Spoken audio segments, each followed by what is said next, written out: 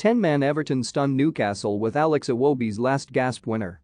Alex Iwobi may rank as one of Everton's least successful signings of the Farhad Moshiri, but even a misfit can have his day. His greatest contribution in a blue shirt came with Everton down to 10 men, the goal drought having stretched back to the first half of February. It was the 99th minute when he exchanged passes with Dominic Calvert-Lewin and slid a shot under Martin Dubravka. He secured just Everton's third win in 21 league games. Perhaps, in the process, he changed the course of a season. Frank Lampard's first league game in charge of Everton was at St James Park, and a defeat formed part of a wider swing between the clubs. Newcastle sacked Steve Bruce when 11 points behind Everton and kicked off year 9 ahead of them.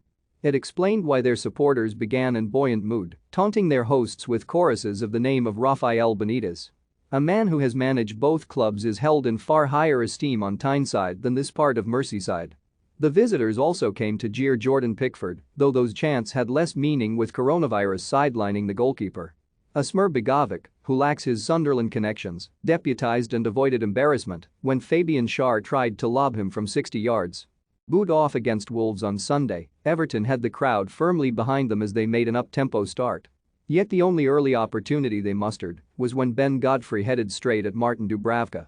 With Calvert-Lewin not deemed fit enough to start alongside Richarlison, Lampard had made the unexpected decision to use Anthony Gordon as a number 10, but, seemingly struggling with injury, he was a passenger at times as Newcastle assumed the initiative.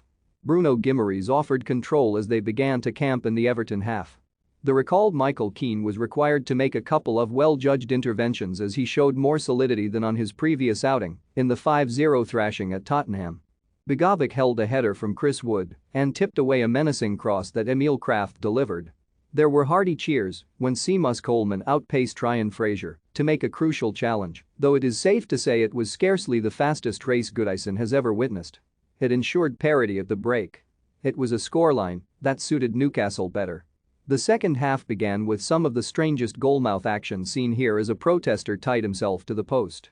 A steward emerged with bolt cutters to cut him away before he was eventually carted out of the ground. It brought a 7-minute delay and a few quips about the miscreant having spent more time in the penalty box than various Everton attackers. Demarai Gray at least got forward to attempt a shot on the turn, though it flew wide while Gordon, who had appeared to run off his injury, looked more lively. At the other end, Kraft took aim from 25 yards, though Begovic gathered his half-volley safely. The goalkeeper then parried a shot from Guimaraes, with Wood making a poor attempt to head in the rebound. Both managers sent for the forward they held in reserve. Each proved an impact substitute. Calvert-Lewin's introduction first allowed Gordon to play on the left and the 21-year-old came close, unleashing a long-range effort that a flying Dubravka tipped over. Alan Saint-Maximin made a difference when he set off on a solo run. Alan halted him with a cynical late challenge. Referee Craig Pawson initially booked the Brazilian. After reviewing the incident, he upgraded the card and dismissed the midfielder. It seemed to end Everton's chances.